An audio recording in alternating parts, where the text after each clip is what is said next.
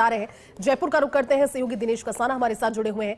दिनेश, ये दुर्भाग्यपूर्ण है क्योंकि 8 लोगों की जिंदगी खत्म हो जाना, सवालों की कटघरे में सभी, क्योंकि जिम्मेदारियों पर यहाँ पर बात करना जरूरी है। आप मौजूद हैं दिनेश वहां पर, वो रुदन हम सुन रहे हैं जो परिवारों का है, क्या जानकारी आंखों देखी हाल के साथ?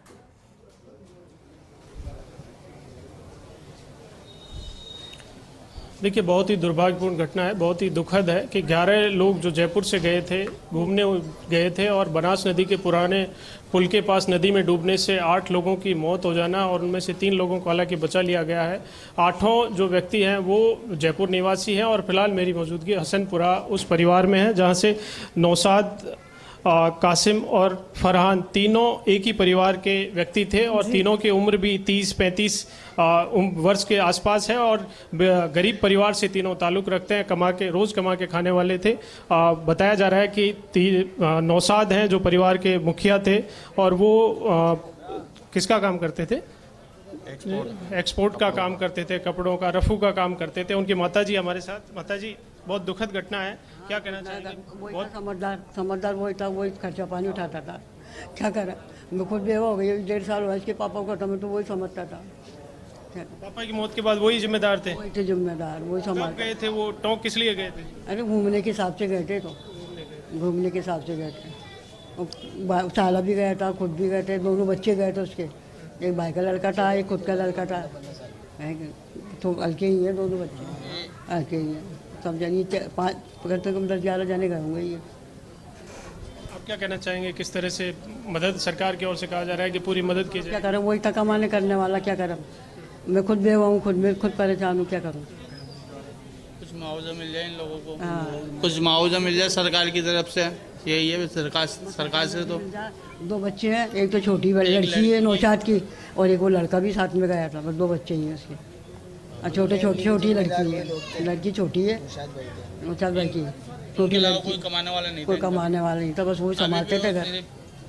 देखिए, परिवारजन भी मांग कर रहे हैं कि जो भी सरकार से जो डिमांड है कि किसी भी तरह से, कि कमाने वाले परिवार में अकेले थे, ऐसे में सरकार की ओर से भी जो भी उचित मदद है वो इस परिवार की जाए। कैसे, कब वो घूमने गए थे, कौन कौन नौशाद के परिवार? रात को 12 बजे गए, वो सुबह मॉर्निंग में पहुंच गए।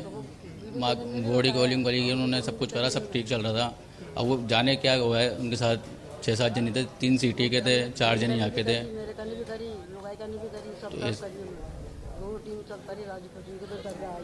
वही दरगाह वर्गा सब दिखाई नहीं, माशाल्लाह। ये कि अब यहाँ पे खाना वाना बना के भी कल शाम तक आ जाए। उन पे बात हुई आपकी? लास्ट बात कब हुई थी? रात तो सुबह की टाइम पे हुई थी। ये कह मैं देखो क्या दरगाह वर्गा सब है और हम यहाँ खाना वाना बना रहे, खाना वाना खा के शाम तक आ जाएंगे। लोग ऐसे भी करी बात, मेरे से भी करी, बहन से भी करी, बम्बई में अच्छी तरह बात करी हुई कि लाने के लिए जा रहे। ये बात आप भी परिवार से? नहीं, हम साथ में ही, हम पड़ोसी है सारे। यहाँ पर नौशाद भाई थे, वो उनके बेटे थे, तीनों के साथ में एक साथ हत्या हुई है और मुआवजा दिलाया। राजस्थान सरकार से निवेदन है। यहाँ से साथ में गए थे, वो भी उनके दोस्त थे, परिचित रिश्तेदारी में थे, साले वगैरह, उनके साले के बच्चे वगैरह, ये सब लोग थे। वो उनके दोस्त गए थे वहाँ से गाट घेर से। एक ही घर के लोग थे, एक ही घर के थे, मतलब बहन के लड़के भी गए थे, 2 बहन के लड़के भी गए थे पानी पेश से, पतंजू करके गए थे। सब रिश्तेदार ही थे? रिश्तेदार हैं। जब लास्ट बात हुई थी, लास्ट बात हुई जब क्या कहा? दरगाह देख लो, रहने देखो, ऐसे नहा रहे, ऐसे बना रहे हैं खाना वाना, और ये वो दरगाह, ये सीढ़ी है, ये वो है, इस पे बताओ। वीडियो कॉल पे बात हुई थी? तो वो बात करिए आराम से। ईद की छुट्टियां मनाने गए थे? की छुट्टी चल रही थी, छुट्टी तो चलते रखो, काम उसका तो आता तो चला जाता है, नहीं आता तो नहीं जाता है।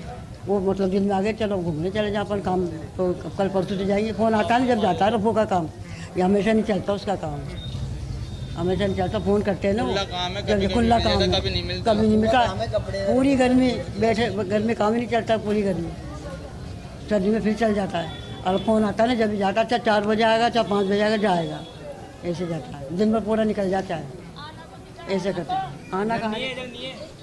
तो देखिए, बड़ी संख्या में जो मृतक हैं तीनों, उनके परिवारजनों को ढाढ़स बंधाने के लिए स्थानीय लोग यहाँ पर पहुँचे हैं और मांग की जा रही है कि सरकार की ओर से उचित मुआवजा उनको दिया जाए, चूँकि कहीं ना कहीं प्रशासन की पूरी लापरवाही रही है। बारिश शुरू होने वाली है और उससे पहले ऐसे स्थानों पर जो साइनिंग बोर्ड लगाए जाते हैं या फिर रेलिंग लगाई जाती है, जल जो तालाब है उनके किनारे पर बनास नदी के पुराने पुल के पास की ये घटना है, तो वहाँ पर किसी तरह की ऐसी साइनिंग बोर्ड नहीं थे। तो कहीं ना कहीं ये प्रशासन की भी लापरवाही है। लेकिन फिलहाल यहाँ पर परिजनों का भी रो रो कर बुरा हाल है। हालांकि स्थानीय जो लोग हैं आसपास से, उनके रिश्तेदार हैं, परिवारजन हैं, वो भी यहाँ पर पहुँचे और लगातार परिवारजनों को ढाढ़स भी बंधा रहे हैं।